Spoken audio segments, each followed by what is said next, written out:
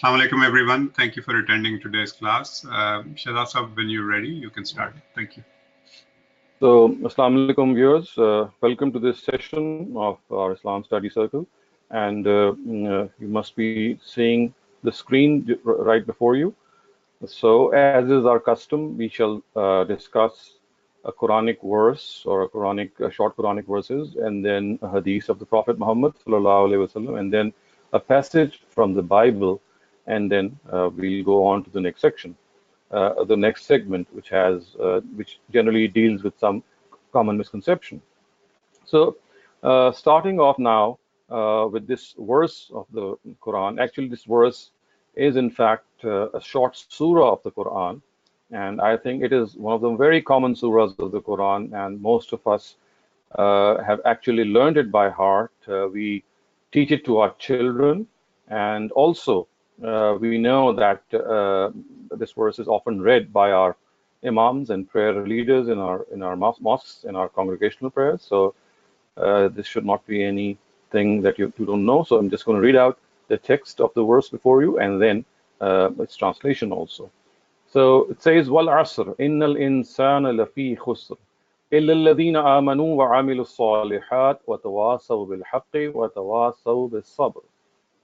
So a translation of this surah would be, "Time bears witness that these people shall definitely be in a state of loss, except those who accepted faith, did righteous deeds, urged one another to the truth, and urged one another to remain steadfast on the truth." So as you can see, the title of these verses, or this surah of the Quran which I have chosen, is Permanent Requirements of Faith, because excuse me, this surah actually spells out these permanent requirements of faith. But before we discuss those requirements, I'll just take a moment to review some of the sentence construction and the way these words occur in this sequence. So first of all, the very first verse, which is Wal Asr, it has been translated as time bears witness. And when I say time bears witness, it actually refers to the time of prophethood from Adam to Muhammad sallallahu alaihi wasallam. This was the time in which lesser days of judgment were set about on this earth, so that people who intentionally denied the truth brought to them by their messengers of God were punished in this world, and those who accepted the truth, they were actually rewarded in this world. And this whole rehearsal was done so that it could become a complete substantiation of the reward and judgment that is going to take place in the hereafter. So, in other words, what is being implied is that these lesser days of judgment, which were brought about on this earth in the times of the messengers of God, they signal that mankind is in a state of loss, which the word mankind actually is not a very appropriate translation, I would say.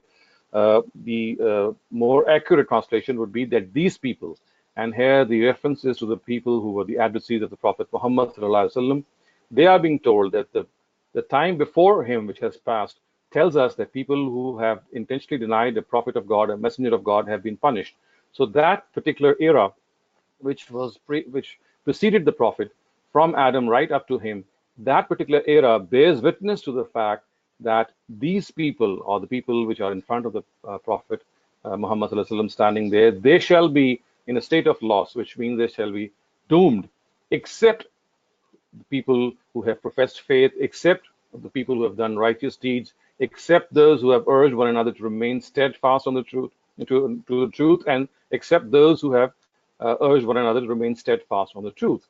So, as I said, that the vow in the Quran often signifies an oath also, and this oath is not always sworn for the sake of emphasizing a statement, as in the case with our own language in English and Urdu, and of course in Arabic also. There's this style when we swear something, we intend to emphasize a statement. So swearing by something means we want to emphasize something. In Arabic language, especially in the Quran, also in ancient Arabic literature, the classical Arabic literature, we find that the wa is also means to bear witness. So the word wa is not just meant for emphasis, it also refers to bearing witness of something. So whatever is borne witness to is then stated after this premise or this oath itself. So, innal insana lafi khusr is the premise on which the word asr is actually signifying. So, in other words, what is being said is that the period of prophethood, right from Adam to Muhammad sallallahu alaihi wasallam, is bearing witness because of the fact that during this period, people were punished for their intentional denial and they were rewarded for their acceptance of the truth. So a similar fate awaits these people who are standing before the Prophet if they do not accept faith. And if they do so, then it's not just acceptance of faith. What they'll have to do is they'll have to do good deeds, amilus salihat, and then their responsibility would be to urge one another to what the truth is, what righteousness is, and then urge one another to remain steadfast on the truth. So, in other words, these are the conditions which will save them from that punishment. And this, in other words, will mean that these conditions are the permanent requirements of faith.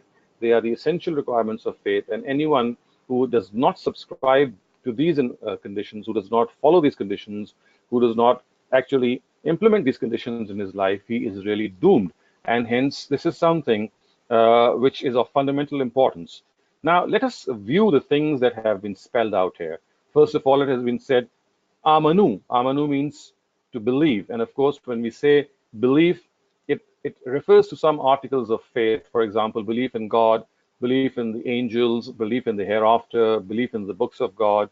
So these are the basic beliefs that we have been asked to profess faith in.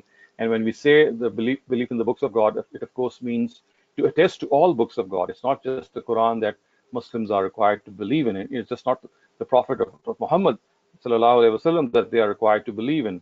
But on the other hand, they have to believe the previous scriptures, other books, divine books as well. And they have also to profess faith in other messengers of God as well. And then it is said, وَعَمِلُوا الصَّالِحَاتِ. They have to do righteous deeds. They have to do good deeds. And the word amilu salihat, as you would must have noted, occurs numerous times in the Quran.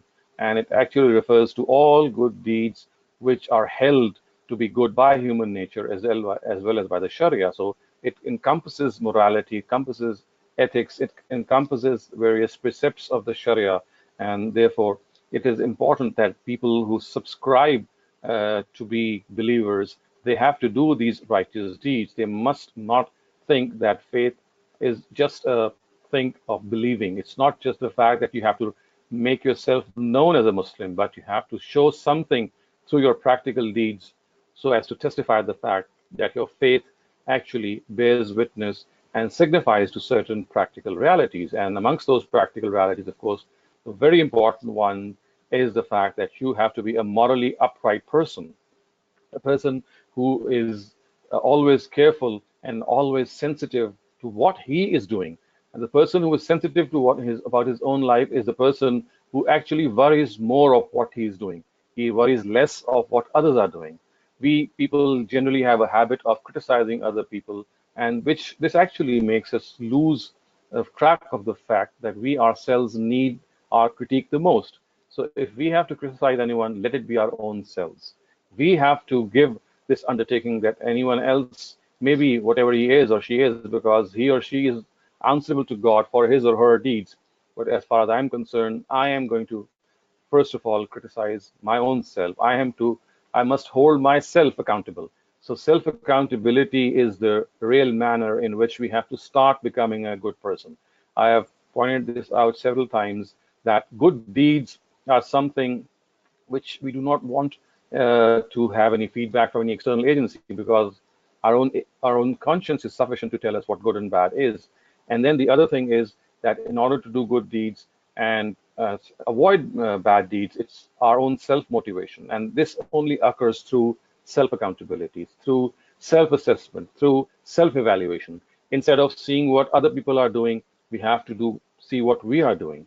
And then, of course, there are other things besides morality, which of course include various precepts of Sharia as well. And as we shall go along, we will discuss some of these in the next lessons and the next sessions as well.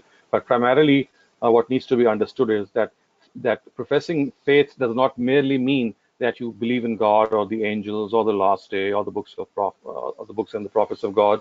It's not just a matter of believing. No, that's the first step. the second step is to actually show your belief through good deeds. So unless you are able to show yourself, show your good self through your good deeds, your faith is not sufficient. And then, my dear viewers, one aspect or two aspects of these good deeds have actually been highlighted. And the most important thing that has been highlighted here is that believers are those who urge one another to what righteousness is, to what the truth is. So this is a right, this is an obligation that we owe to others. What we consider to be the truth, we must become its proponents. We must become its advocates. We have to adhere to the truth and we have to transfer the truth. It's like a legacy that we transfer to others. It's like a belief that we think has to be shared with others.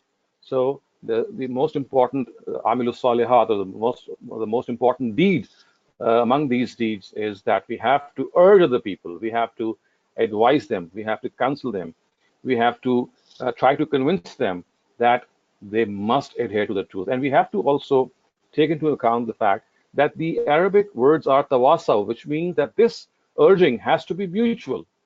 So there's no a single person who stands on a higher pedestal and you thinks that he knows everything and he is actually advising other people to adopt the truth. No, that's not the case here. The basic precepts of truth are known to everyone. Hence, this counsel, this advice has to be mutual between two people of who are friends, who are colleagues, who are associates, who are members of the same family. So tawasaw bil haq means that in your own surroundings, people should carry out this duty, and they should not wait for some other scholar to sort of tell them what the right and wrong is. Whatever right and wrong they think should be communicated to someone that you know has to be done in a way in which we do so in a mutual way. And then the other thing, which is even more important, is that you have to urge one another to remain steadfast on the truth. Because you see, whenever you start following the truth, whenever you start obeying the truth, whenever you want to adopt the truth, trials come your way. You are tried, you are tested, and at times these trials and tests, they come in clusters, they come to stay, and they really jolt and shake a person. So it's not just advising and counseling other people to adopt the truth.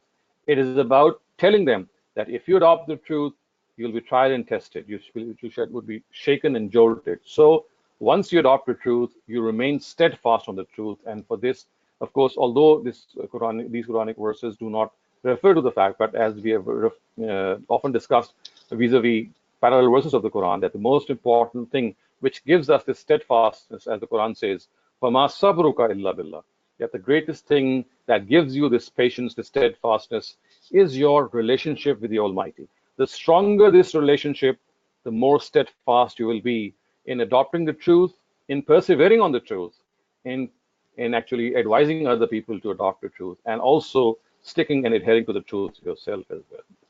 So this is, in a nutshell, is basically what these verses of the Quran say, and I would say that this is a very, very pungent and a very, very powerful message which is given by these verses, and it's in the fitness of things that besides reciting these verses in our prayer, we must also have a fair idea of what actually these verses talk about.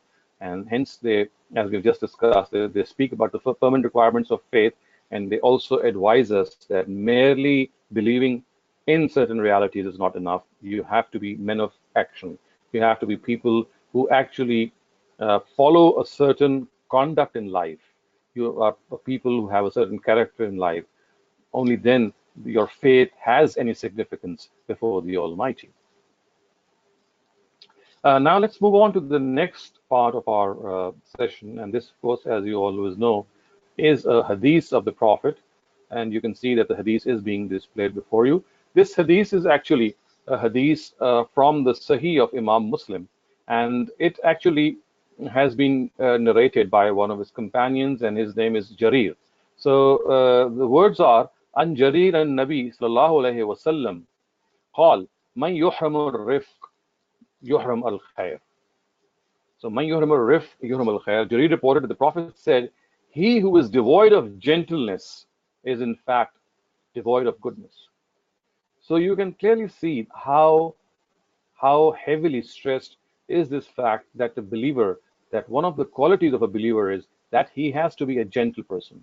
He has to be a person who is soft, a person who is sincere, a person who is not harsh, not only from his words but also from his conduct. So this gentleness has to be apparent from our deeds, from our words, from our conduct, from the way we conduct ourselves before people. You see, uh, the prophet has been very strict here when he says that a person who is devoid of gentleness actually is devoid of goodness. In other words, if a person is not gentle, he's not soft, he's very harsh, he's very rude, he is something of a person who has lost this goodness in himself. So the prophet is trying to urge us to be gentle, to be soft, to be caring of other people. And of course, when we say you have to be soft, it means that your softness has to, first of all, manifest itself from the words that you speak. You have to be sweet, you have to be gentle. Your words must be music to the ears. Your words must be gentle. Your words must urge others.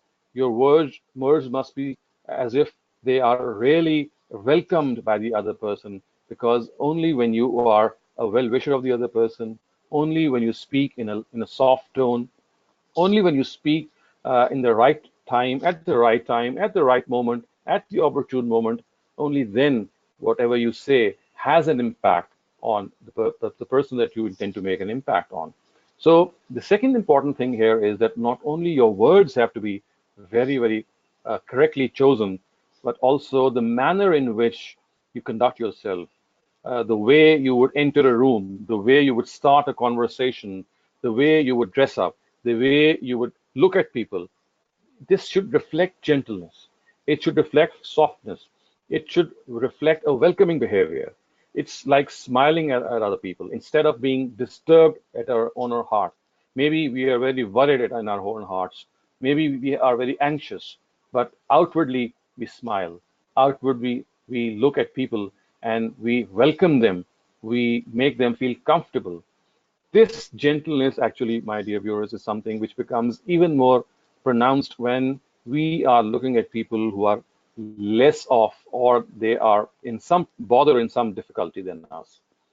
In that case, showing this gentleness, showing this softness is all the more reason.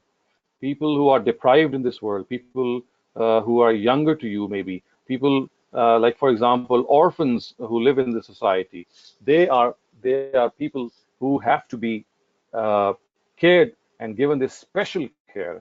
When you pick up a child, when you kiss a child, when you walk about with a child, when you joke with him, when you make good jokes at him, of course, not making fun of him, you are actually welcoming that child. You are actually giving this impression to that child that you would like to be friends with that. So you would know that in Arabic, a person who is called a friend is called Rafiq. And the word Rafiq has actually sprung from this word rifq. Rifq means gentleness, softness. So a person who is a Rafiq is a person who is bound to be gentle to his friend. So you can clearly see the connection that Rafiq is a person who is gentle, who is soft, who is caring to his brethren or her brethren. And I think that these words have such a powerful message to convey to us that I don't think it needs any further explanation, except for the fact that let us review our lives. Are we gentle to our brethren, or are we coarse and harsh to the people around us? Do we speak in a stern way? Are we always scolding people? Are we always calling them to account?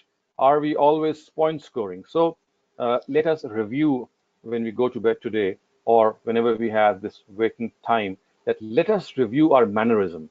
Let us review whether we show this gentleness to other people or not. Because if we don't, then we have to do some serious soul searching, some serious soul searching.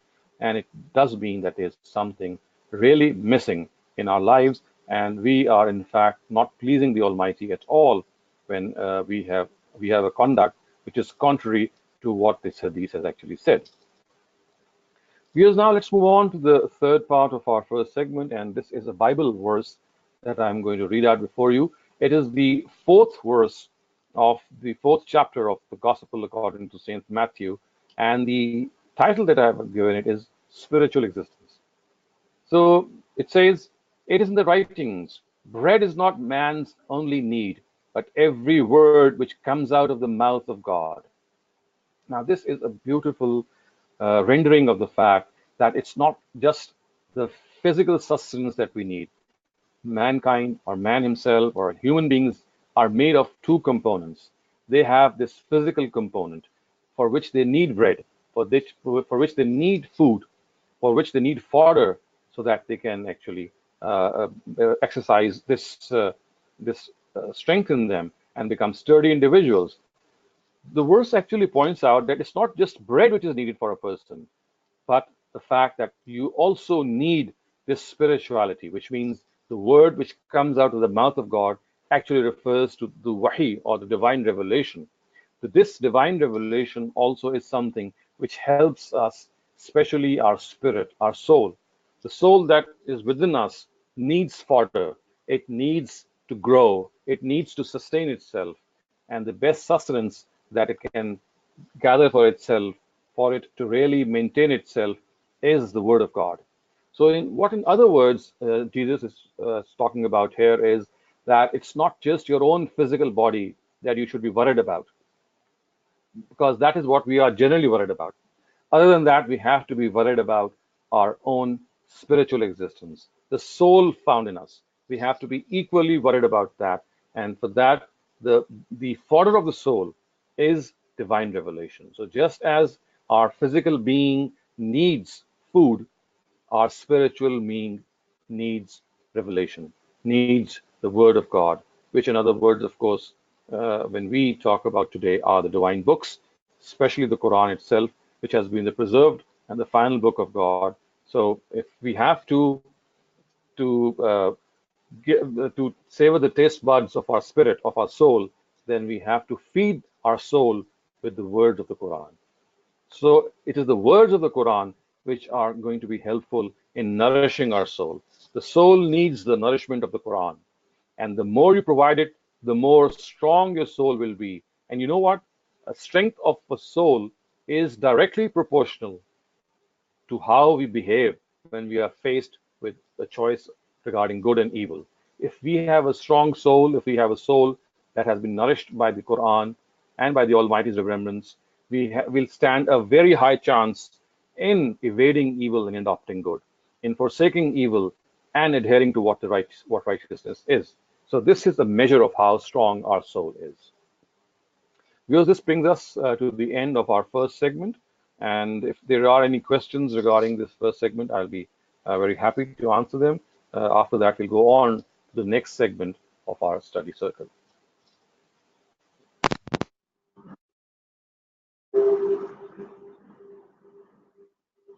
We have a question from Sadaf Lava. Please unmute your mic and go ahead. Yes, Assalamualaikum.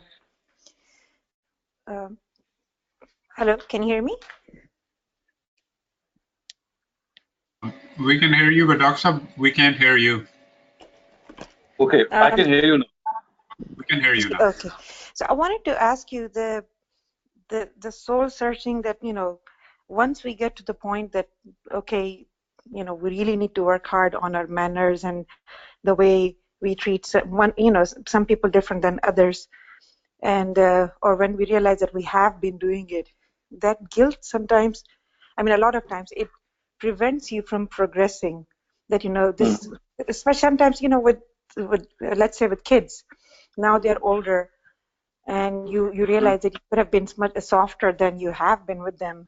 So, and you see that the way you have raised them, or you see your mistakes, the behavior in them. How do you get past that and try to correct yourself? Because now you see like reminders in them, that we messed up. So you're absolutely right here that that is a cause of tremendous embarrassment and regret for for us parents whenever we see that since we have not conducted ourselves the way we should have as parents, and we see our follies being reflected in our children, and I'm afraid not much can be done except for the fact that we must transfer this legacy to our children, that they should not repeat this behavior, which they actually bore from their own parents. So Mhm. I think that we should transfer this feeling to the next generation. And also, I think there is no harm in apologizing. We, of course, at times we have to apologize for our past mistakes. So if we see that our children are not up to the mark in certain areas, especially in their moral conduct, and or we also think that we were lacking in our own guidance at the time when they were growing up, I think this is something which we need to express before them whenever there's an opportune time, because this is a very subtle thing and it might not be understood by them or might not be perceived by them in the correct way. So we might Mhm. have to wait for the right time. But I think there's no harm in apologizing that we ourselves were not up to the mark, and therefore, if there's something that you're not doing up to the mark, it has much to do with what the parents actually, the way they behaved. And the second thing, as I said, that can be done is that they must be told that this is what the right thing is. And maybe a third thing that can be added here is that if you get a chance to deal with your grandchildren, because there is this always, this is what we call a parental lapse, which is always made up by grandparents, because parents often make these mistakes with their own children. But if they learn the mistakes that they have made with their own children, then perhaps if they get a chance to bring up their grandchildren, they should try to make this up as far as possible.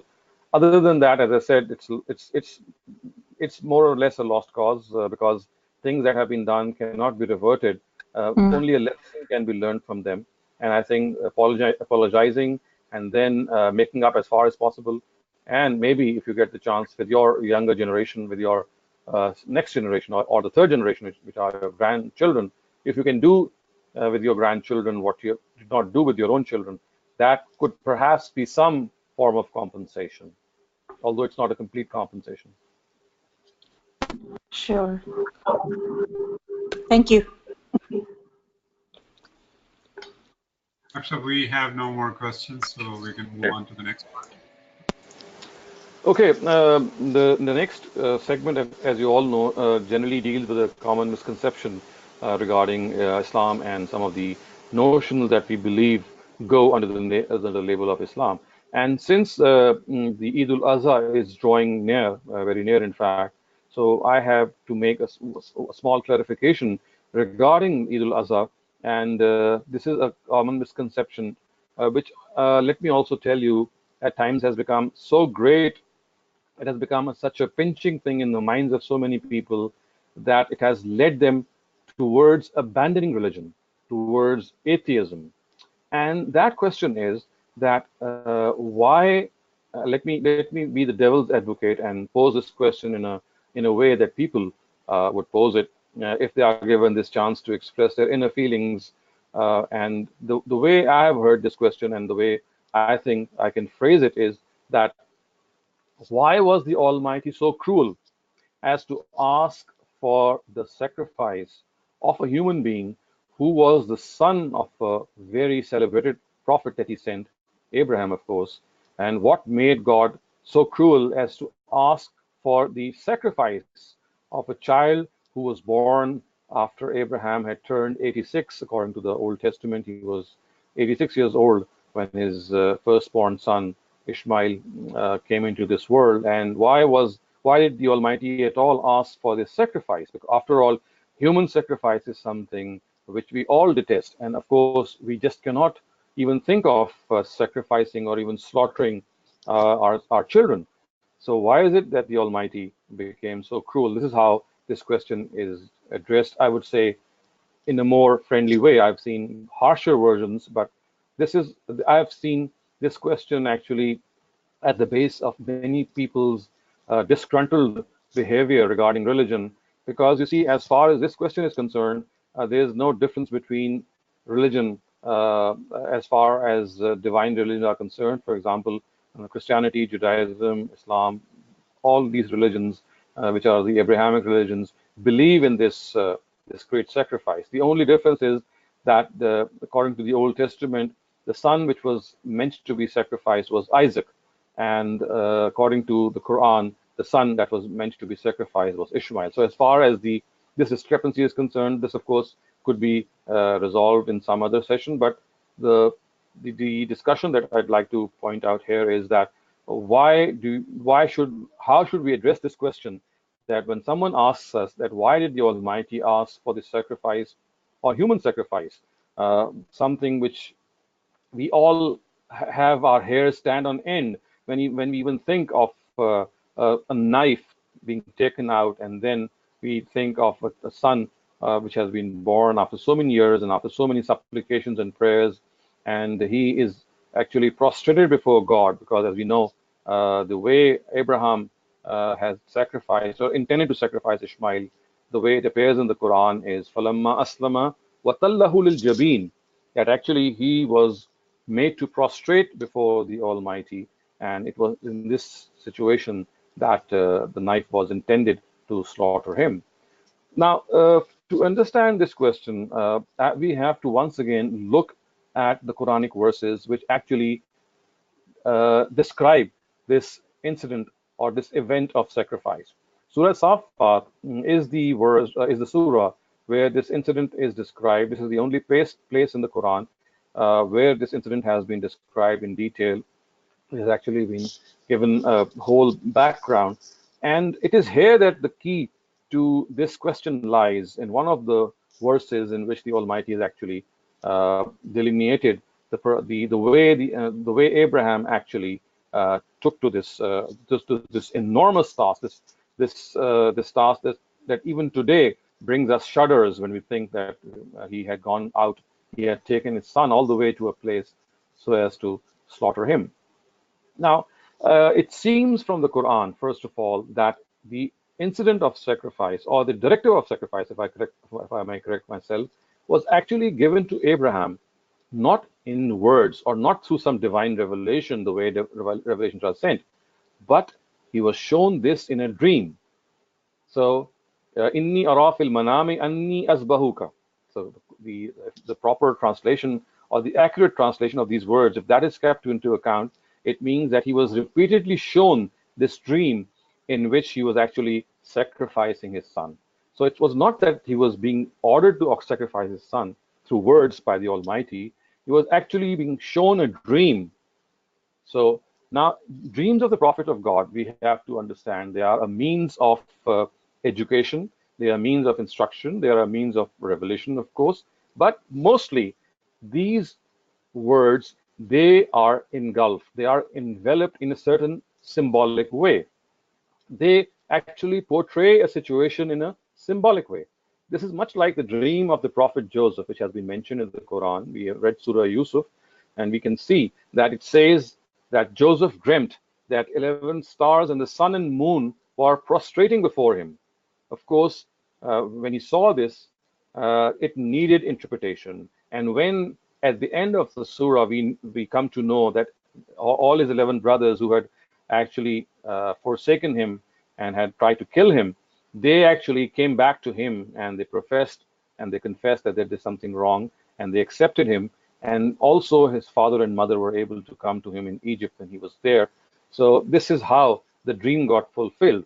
And the Quran says that this is the interpretation of your dream. So the point that I'm trying to make is that, first of all, that dreams of the Prophet of God, they must be interpreted. They must not be taken symbolically. I mean, the way they occur here. So there are dreams which are per se, which are interpreted the way they are shown, but most of the dreams, they are enveloped in a certain symbolic sequence, and we have to understand that symbolic sequence.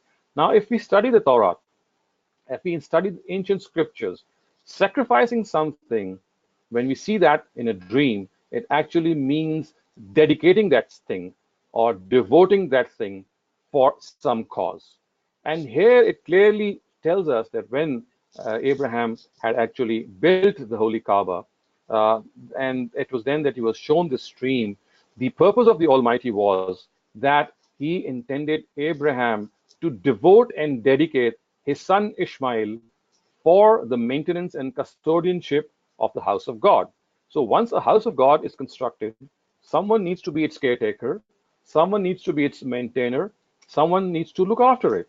So what the Almighty was actually telling Abraham was that when this house will be constructed, you have to dedicate your son for this cause of the custodianship, of the guardianship of the house of God.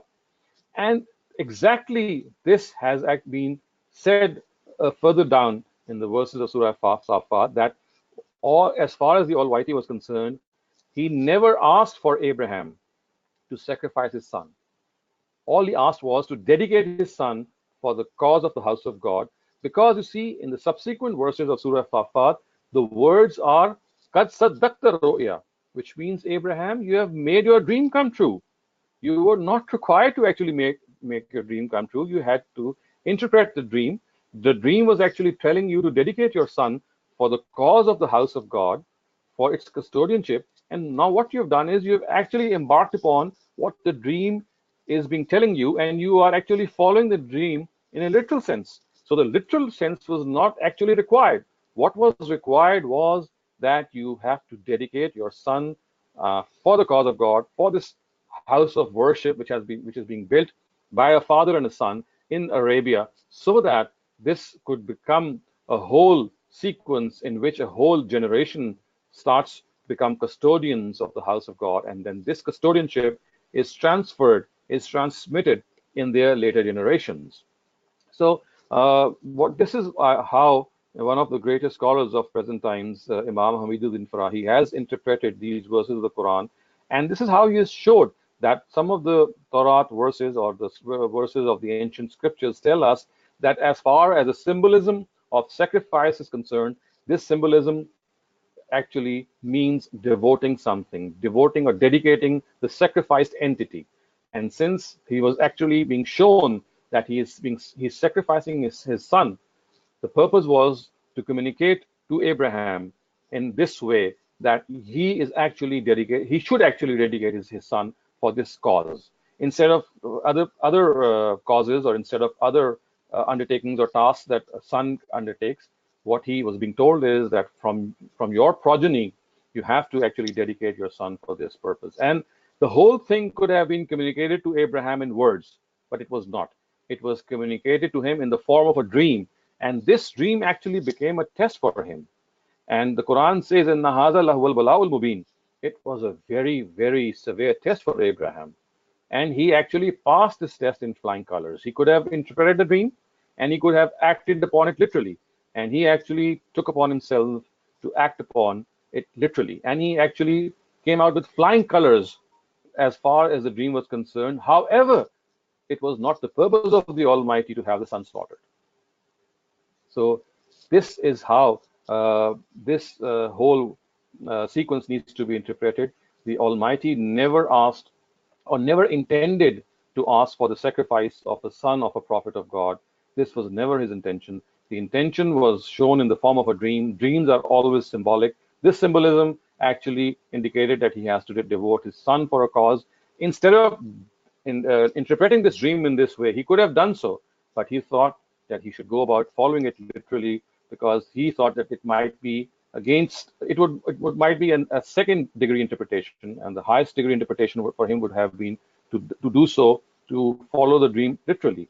And that is why the Quran has actually said that this was a great trial for Abraham, and that it was never required for him to slaughter his son.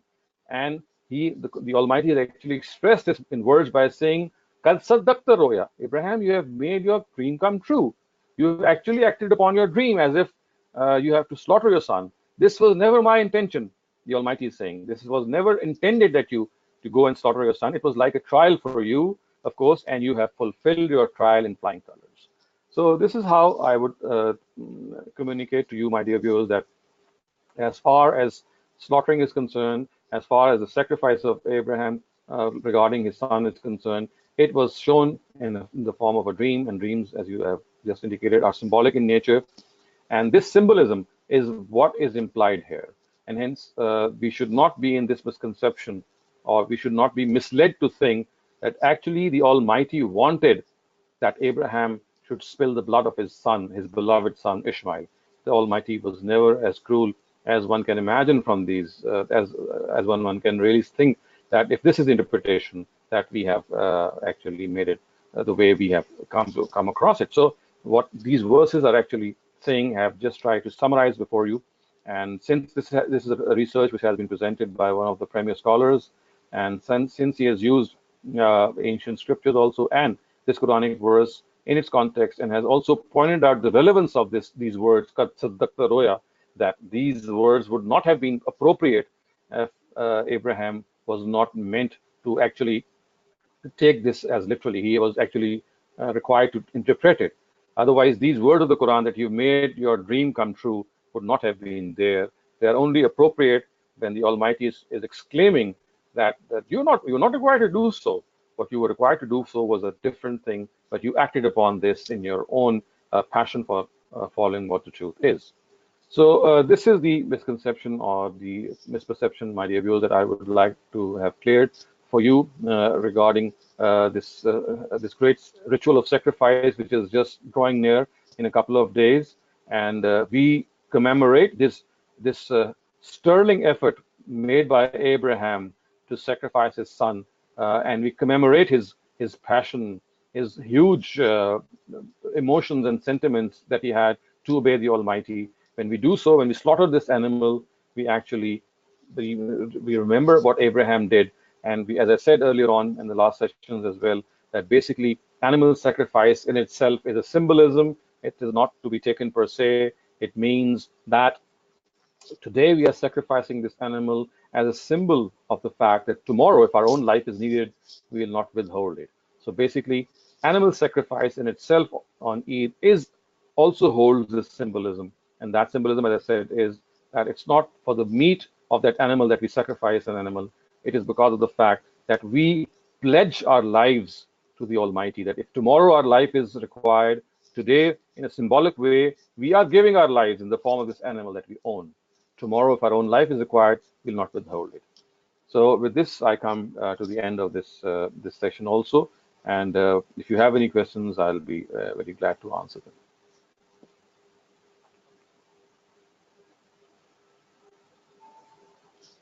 Rafiq Khaja Sahib, unmute your mic and go ahead with your question, please. Islamic Dr. Shehzad, I have some questions. I have been listening to some of Gandhi Saab's clips in a Q&A in UK. Now, I want to know, somebody asked him about gays and lesbians, and I understand, as he said, it's very wrong. But I still have not been able to understand how he would be able to explain how in one family, two sons are gays, and their cousin is gay. And as I said, I've recently discovered a relative of ours is gay. So this is one question of mine. The second question is that Gandhi Saab says in Islam, in the law of inheritance, a man can write in his will, he can give a certain amount to a certain relative or child more than the others who has who's not very well off, or who has done a certain, who's looked after his parents. But rightly so, the inheritance law is the assets have to be divided amongst the children. Now, this fact about giving a certain portion to any relative or anybody else, is this stated in the Quran somewhere? Because some scholars disagree with this interpretation of the law of inheritance. So as far as your first question is concerned, you see, I have tried to explain this in our earlier sessions as well, that belonging to a certain community, the LGBT community, is a subject of hot discussion in the last couple of years, especially once the US Supreme Court has allowed gay marriages in the United States, and we know that they are allowed in some other European countries as well, whereby they acknowledge this fact that being gay is a sexual orientation which is acceptable, which is in fact not a deviation, and it's something which is perhaps in our genes. And people, if they are gay or they are lesbians or they have these same gender tendencies, then this is because of their inbuilt DNA or their inbuilt chromosomes. Now, it needs to understand that as far as this deviation is concerned, let's put this debate on one side, whether this same gender attraction or same gender behavior is genetically inspired or it is a deviation. Nonetheless, whether it is genetically inspired or if it is a deviation, the fact is that it is not an acceptable behavior. So we have to make this distinction that as far as the origin is concerned, let science and let other people debate about it.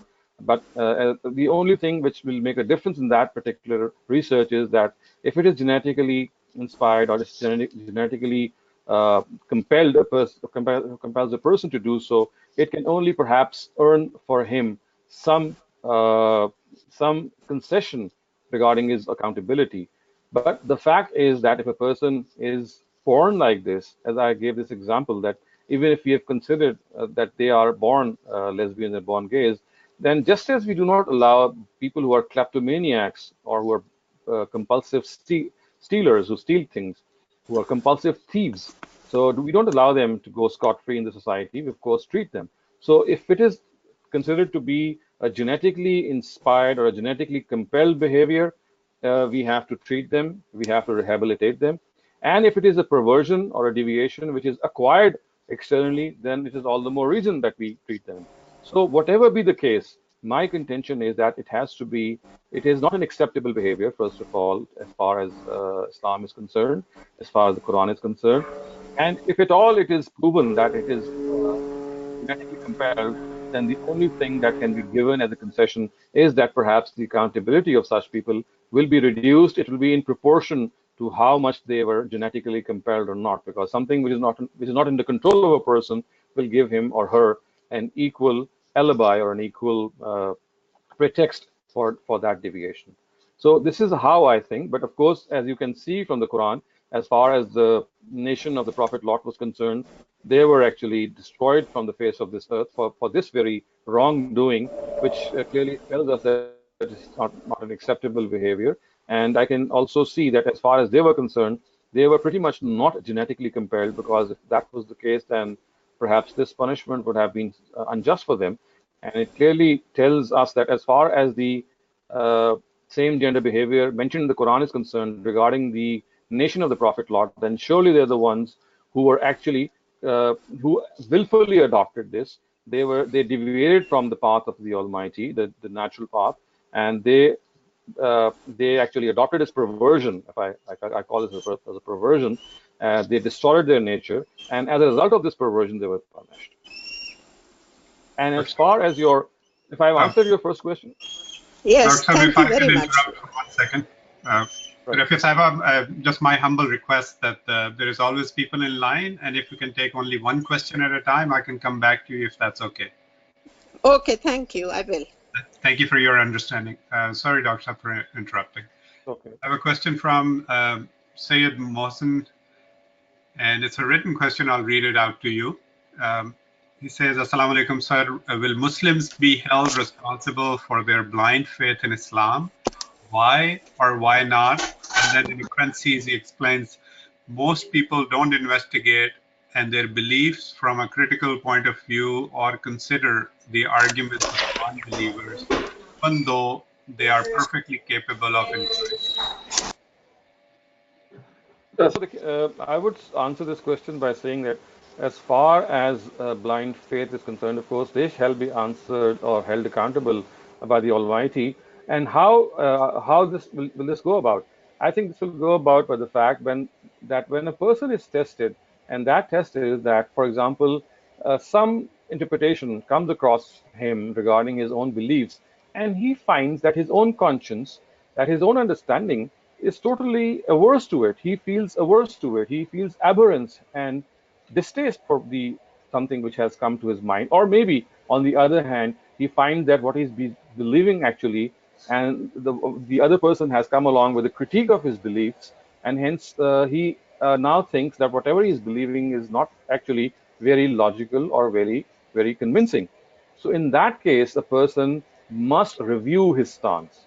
So when we say blind faith, it does not mean that you have to review each and everything ab initio, starting from A, B, C, right, as soon as you reach maturity. So that's of course impossible, and it's also impractical. What it means is that whenever someone criticizes you, whenever some question comes to your own mind, regarding what you are believing, regarding what you are practicing, then you must entertain that critique in a manner in which either you answer that critique or you change yourself because you think that critique is convincing, because that critique is something that you must change yourself according to. So if they do not do so, then of course they shall be held accountable before the Almighty, because He shall ask them that some critique came along your way and you were convinced of it. Why didn't you change yourself?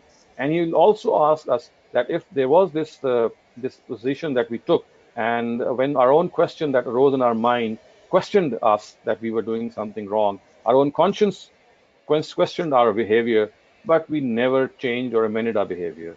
So this is the time. This is the period in which we have to make a decision.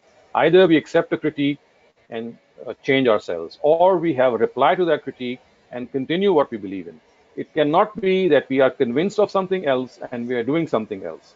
This is where we will be surely getting caught in front of the Almighty if we do not actually act seriously in this affair. Thank you, Dr. Sab. I have a question from Bushra Saiba, and she's asking about, one second, it's from Facebook, and she's saying, do we have to eat sahur for nafal fast? Whether it's nafil or it's as far as eating suhoor is concerned, it's an optional thing. It's not an essential part of the fast. However, of course, it's highly recommended. It's highly desirable that we get up for the fast, because that is the time that we will be able to pray the tahajjud prayer if possible, and then the fajr prayer. Other than that, if we can maintain our own energy without eating suhoor, of course, this is not something of a essential part or a mandatory part of the fast. It's a recommended part, but whether it's the optional fast or the farz fast, I mean, whether the Ramadan fasts are concerned or the optional fast that we keep are concerned, in both of them, eating sehri or eating the suhoor is not essential. Thank you, sir. Rafi Saiba, I can come back to you, and if you don't mind repeating your second question, unless Dr. Saab, you remember that. I'd rather that she does repeat the question, please. Okay. The question is that Gandhi Saab says that in the law of inheritance, Yes, a man when he I remember the question now. Okay, thank you. So actually, what needs to be understood here is that as far as the law of inheritance is concerned, the Quran clearly says that the law of inheritance has to be implemented after one's will that has been made. So one's legacy or one's will has to be discharged, has to be acted upon, and then the law of inheritance can come into account. Now, as far as the law of inheritance is concerned, it actually describes the shares of the heirs on the basis of their relationship, their familial relationship, their blood relationship with the deceased. And therefore, the Quran says that this is something that human beings were not capable of actually evaluating, that how much a benefit we possess for our relatives. And the Quran says, "La tadruna ayyuhum akrabu lakum nafa," that you do not know the benefit which which a particular relative holds for a deceased person. And hence the Almighty said that in such cases, the law of inheritance will come into play, and the shares which have been named, outlined by the Quran, shall be distributed in exactly the same way. But remember, this is as far as your familial relationship with the deceased is concerned. Now, Ghamidi Sahib has actually pointed out that this is not the only relationship which a person has with the deceased person. It's not just I am a son, and when I'm a son, it's not just that this capacity of being a son is something about which I have no knowledge of, that how much a son would be of benefit, and hence the Quran had to intervene and tell us that this is the benefit of the son and this is the share of the son. Now, there are other areas as well in which a person is affiliated to another person, and that could be, for example, if I have served someone, if I have been in a position that makes me an economically very, very depressive individual, if I've lost the race in economics and finances, and I'm lagging behind. So as far as those heirs are concerned, who are actually associated with the deceased person in some other form other than that familial relationship in which the principle was of mutual benefit. The Quran has only outlined that mutual benefit as far as that relationship is concerned. It says that as far as other relationships are concerned, for example, as I said, two very prominent examples are that one of your heirs is very has lost the race of this financial affairs, and he's not a very good earning hand. He's very poor in his finances. And the other thing is that he has served you in a number of ways. So all these and the other ways can also be thought of. These are the ways on the basis of which we can make a will in the favor of an heir, and we would not be actually making that will because we are making that will because he is an heir of ours. No, as I said, as far as an heir is concerned, that will only be considered because once we have that familial relationship in practice. This is an entirely different state of affairs in which we are actually making a will for a person who is our heir, but not on the basis of his relationship with us on family grounds, not because he is our son, not because I like one son more than the other son, but because of the fact that that son has been of service to me, or he has not been able to stand on his feet and earn for himself.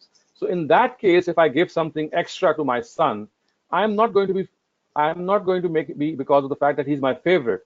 It's not because as a son that I'm favoring him, because the Almighty says that as far as the son is concerned, that particular share will be specified as the one that the Quran has. But if there are other areas through which you have this benefit being transferred, which is of course not the familial benefit, then in that particular area, you can give some more money to an heir, but the basis has to be different. I know it's slightly complicated, but you need to understand that as far as giving an heir is concerned, some money beyond what the Quran has said, then that has to be on the basis of something other than familial relationship, of something other than the fact that he is merely my son. And that I said as an example is that, for example, some son has been of much more service to the father, or some daughter has been much more service to the father, or the fact that that particular son or daughter has not been able to earn for himself or herself, or he or she is too young to stand on his or her feet, and the parents are too old so that they have to leave something more for that child. So this is how what the Quran has actually said, that then you can make a will in favor of that son by saying that this is the amount that I'm trying to give him because of the fact that he has, for example, served me a lot. And this is separate from the amount which he is going to receive as an heir of mine, which of course is twice from of that of a daughter. So that is totally separate and a different affair. As far as a normal relationship is concerned, that is how the Quran is said. Can this amount be given to anybody else besides the heirs, who has somebody else in the family, a relative? Of course, you can. You see, as I say, you can make a will in favor of any person. Making a will in favor of someone is always allowed, and once that will has been discharged, only after that the remaining money will be distributed among the heirs. So we need to understand that as Muslims, all of us must write a will if we want to distribute or donate or give some money to some other people, then we have to write this will. And once that money has been given from our legacy, from our inheritance, the remaining portion will be distributed among the heirs. So the will has to come into effect first. So if there is someone that we wish to give something, then we must write a will so that that will is first implemented, and the remaining portion then goes to the heirs.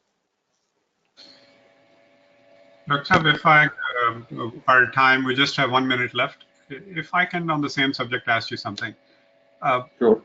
There's, I mean, I've noticed this, a lot of confusion comes out of something. There's a notion that in parents, whatever they own, there is an inherent God-ordained right for a certain portion in parents' wealth for children. Are parents in their, absolute right to not give even a penny to children, and all the law of inheritance has to do, as you mentioned, only with what they leave behind? Do children have some God-ordained right in wealth of parents, as per Islam? as I said, that this God-ordained right, of course, is the one that has been mentioned by the Quran. When the Quran has mentioned the shares of the wife or the children or the spouses or the parents, that is the God-ordained share. So we are not talking about the God-ordained share regarding Rafia Sahiba's question when she was asking that can some more amount be given to the heirs other than the God-ordained share. So I was actually answering that if you have to give something more than the God-ordained share, then it has to have some other basis. You just cannot favor a child and say that, okay, since I like my elder child more than the younger one, so I'm going to give him more. So that is what the Quran is trying to stop here. It says that these God ordained or the predetermined shares are the ones which the Quran has actually outlined, and they cannot be changed. Other than that, if you still want to give a child something more, then that has to have some different basis.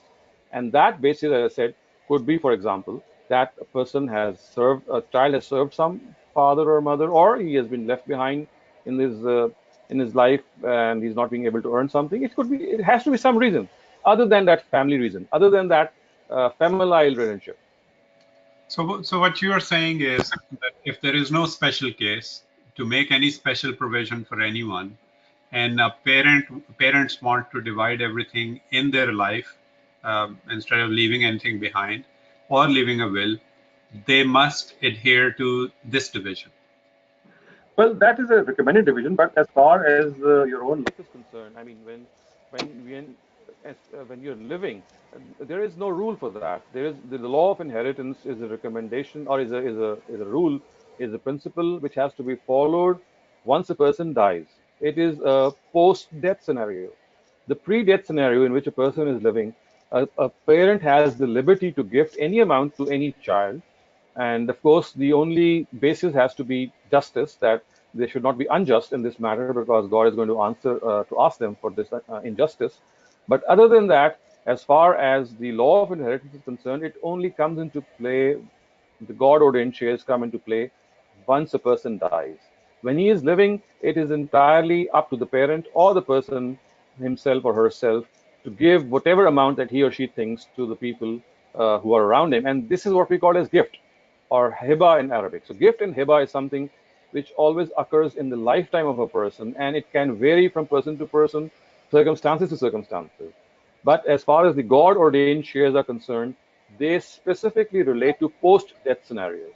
So if I choose to give out 100% of my wealth in my life to some charity, not leave even a penny for my children, am I violating any You're not, direct? you have to have some reason for that. Otherwise, for example, you could have this reason that your children are very well off, or that there are there's something, maybe they're very disobedient and they don't feel like giving anything to them, and they're really being very, very bad to you. That could be the reason. But if you're trying to, it should not be the case that you're going to deprive your children with some wealth which actually they deserve to be given because they needed this in their own lifetime.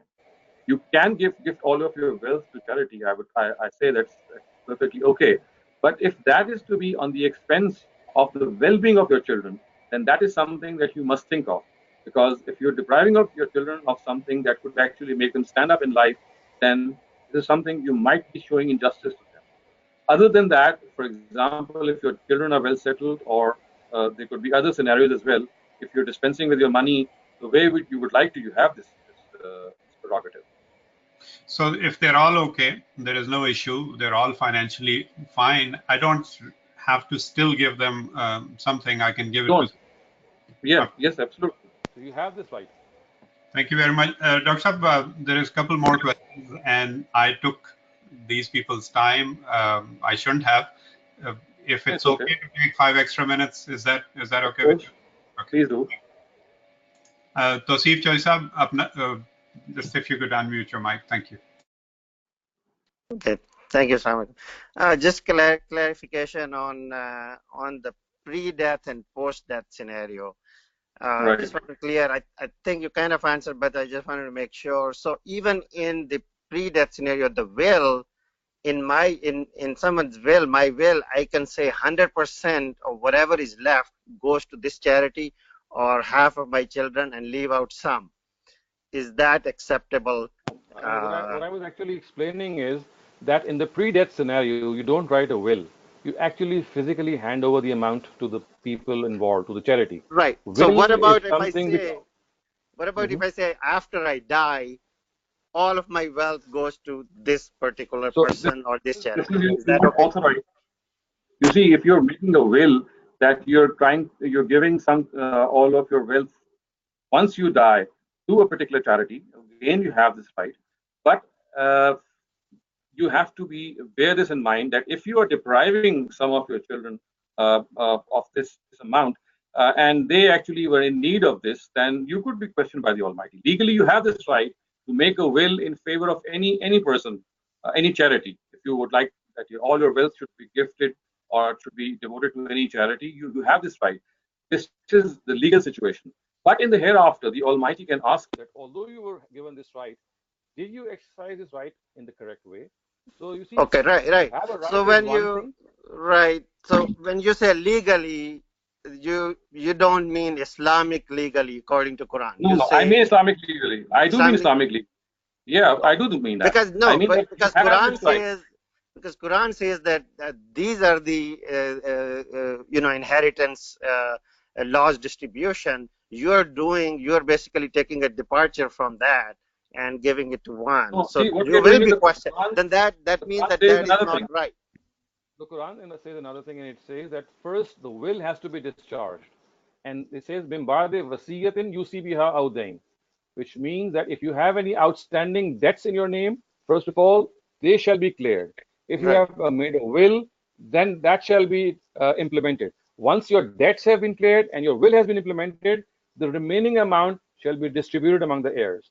So, if the will is such that all the amount is going to be distributed to a charity, that would mean that there's no money left for the heirs. This is something Correct. that is your prerogative. You have given this choice, but you have to exercise this choice in a just way, in a prudent way.